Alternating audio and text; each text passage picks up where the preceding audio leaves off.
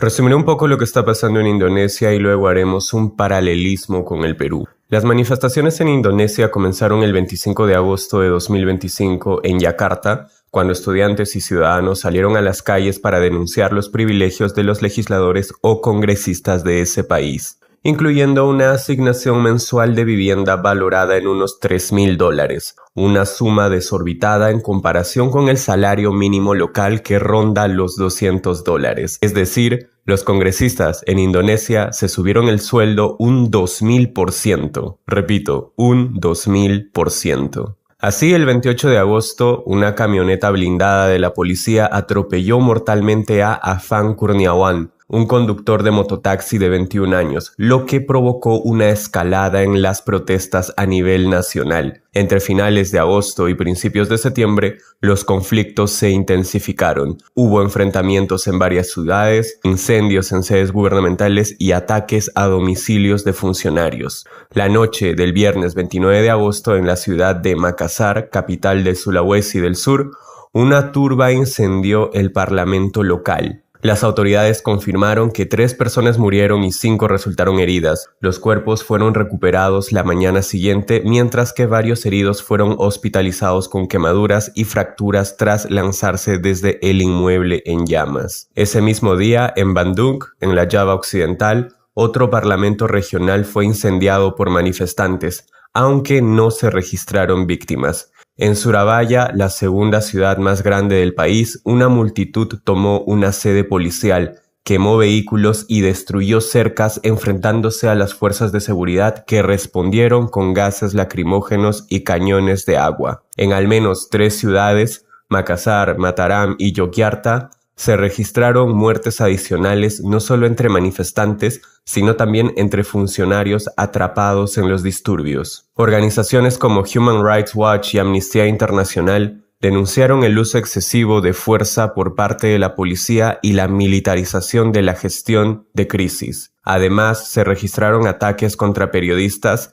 20 incidentes documentados de agresiones e intimidaciones y crecientes violaciones a los derechos digitales, censura, hostigamiento en redes, restricciones de conectividad en zonas conflictivas y detención de activistas online. El presidente Prabowo Subianto reaccionó el 31 de agosto anunciando la suspensión de la asignación de vivienda y de los viajes oficiales al extranjero para los legisladores o congresistas. No obstante, también desplegó fuerzas militares y policiales, instalando francotiradores y puntos de control, mientras advertía contra manifestaciones anárquicas de traición y terrorismo. El carácter simbólico de las movilizaciones fue evidente el 3 de septiembre, cuando cientos de mujeres marcharon en Yakarta vestidas de rosa y portando escobas para barrer la suciedad del Estado y la represión policial, una protesta pacífica y poderosa que contrastó con la violencia de días anteriores. En resumen, las protestas en Indonesia son el resultado de un quiebre en la paciencia pública frente a la desigualdad,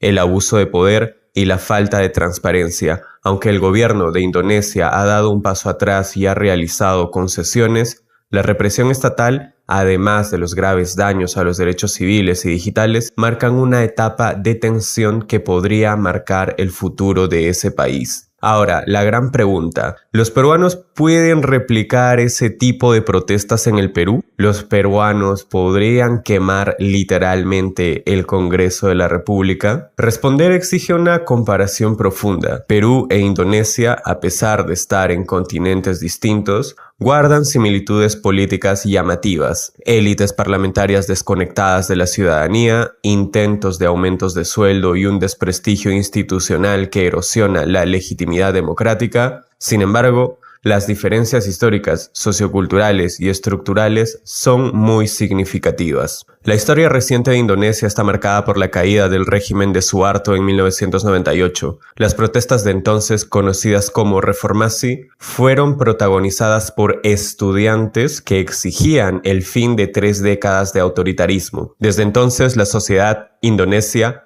conserva un fuerte repertorio de movilización urbana, especialmente estudiantil.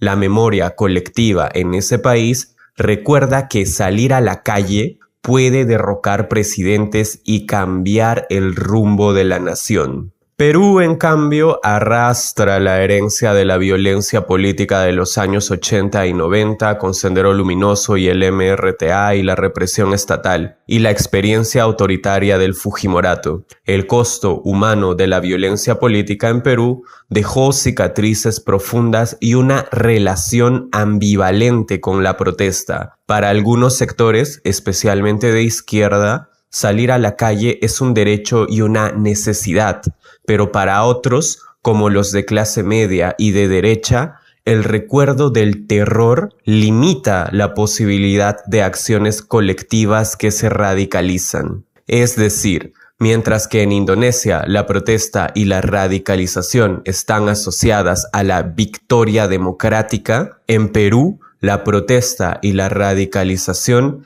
están teñidas por el recuerdo de la violencia interna. Esta diferencia simbólica marca la forma en que cada sociedad concibe sus límites de acción. Por ejemplo, ¿qué es lo primero que le dicen a los estudiantes cuando salen a la calle a protestar? Terruco, vago, problemático, seguro eres de ciencias sociales. Asimismo, para emular las protestas de Indonesia con la quema de congresos, los peruanos deberían unirse en una causa común. Pero lo que tenemos ahora es una ciudadanía enfrentada entre personas que se perciben a sí mismas como clase media, aunque no lo sean, y quieren que el barco llamado Perú siga navegando, tapando los huecos y tirando por la borda el agua filtrada, porque el Perú es un botín para unos cuantos, y un cúmulo de personas que están en el limbo de los indecisos, pero que intuyen que el barco se está hundiendo y no pueden hacer nada al respecto. Esta metáfora nos lleva a una pieza clave del análisis: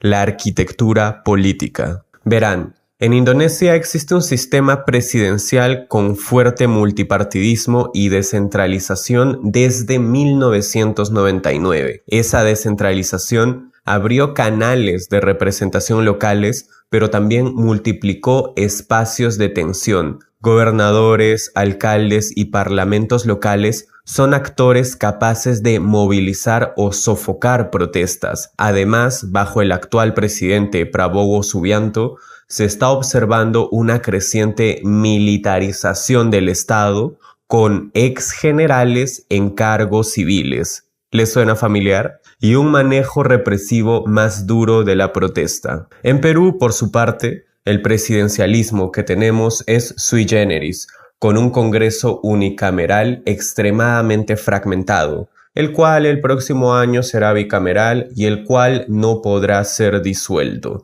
Asimismo, la Constitución de 1993 permite el uso recurrente de la vacancia presidencial por incapacidad moral, que, oh sorpresa, ha sido muy utilizada en esta década contra presidentes adversos al Congreso. El resultado de todo esto es una crisis crónica de gobernabilidad.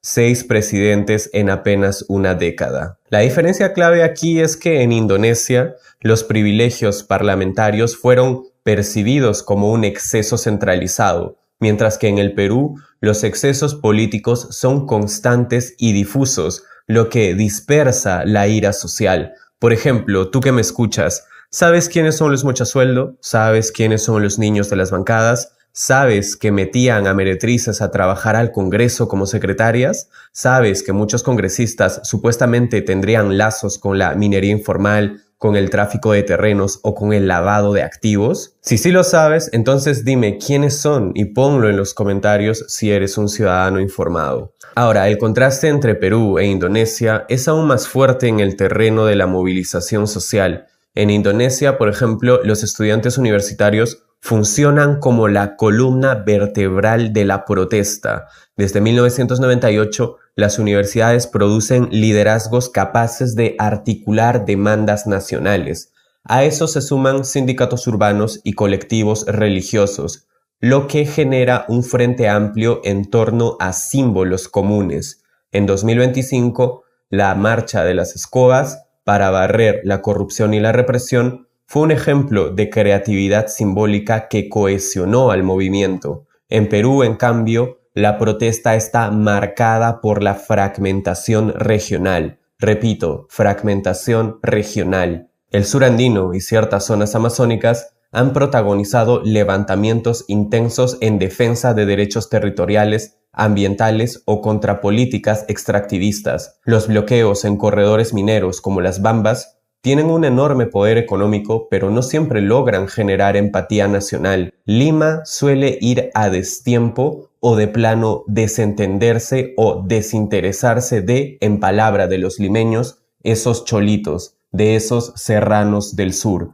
Pero la capital protesta cuando la crisis política los golpea directamente. Es decir, para que me entiendan, la forma de protesta en el Perú no es cohesionada. La fragmentación regional crea una separación entre Lima y el resto del país. Cuando Lima protesta, las regiones, especialmente el sur, se callan. Cuando el sur o las regiones protestan, Lima se desentiende. El resultado es que en Indonesia las protestas tienden a ser nacionales y urbanas, mientras que en el Perú son fragmentadas y dispares. Por otro lado, ambos países comparten una paradoja: el crecimiento económico junto a una desigualdad persistente. Indonesia, por ejemplo, ha experimentado un auge de la clase media urbana, pero el costo de vida en Yakarta se ha disparado. El contraste entre los salarios promedio y los privilegios políticos fue el detonante del estallido de 2025.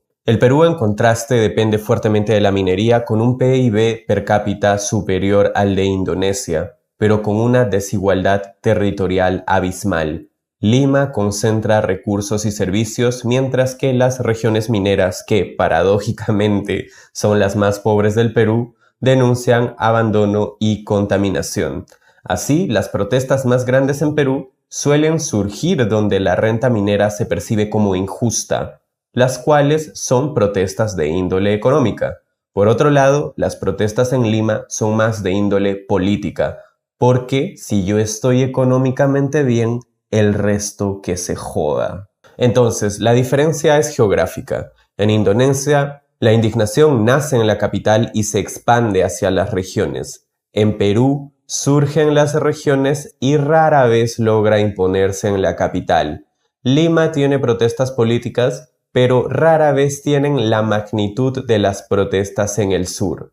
Represión, violencia, armas, muertos. Con todo esto, ¿podrían los peruanos quemar el Congreso de la República? ¿Podrían los peruanos emular las protestas de Indonesia? La respuesta, por triste que suene, es no.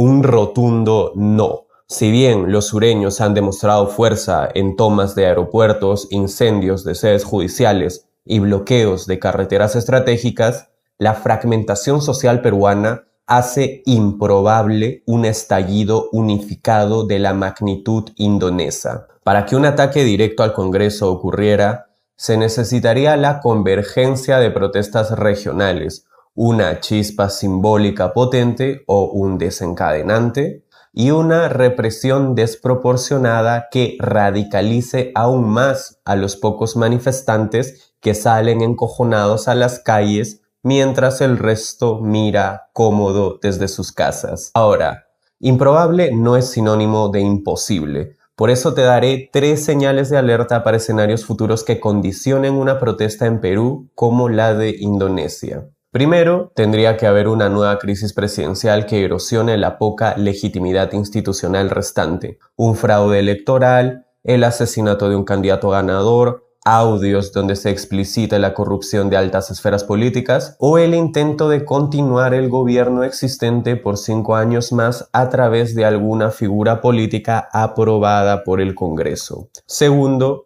un intento de aumento de privilegios parlamentarios en un contexto de crisis económica. Esto es poco probable mientras la economía peruana esté a flote y la moneda sea la más fuerte de la región. El día que eso termine y el Perú entre en crisis económica, el aumento de privilegios por parte de los políticos desencadenaría una crisis como la de Indonesia. Recuerden, amigos, la historia ya lo ha determinado. Las crisis financieras son los catalizadores más violentos de los cambios políticos. Tercero, una represión sangrienta en Lima que unifique a regiones y a la capital en una misma narrativa de indignación y una confluencia de fuerzas sociales con un líder político o caudillo de turno que canalice las demandas de cambio de la ciudadanía. Mientras tanto, los peruanos seguirán trabajando el día a día para no morirse de hambre porque, por paradójico que suene, muchos se sienten orgullosos de sus cadenas. Hasta la próxima.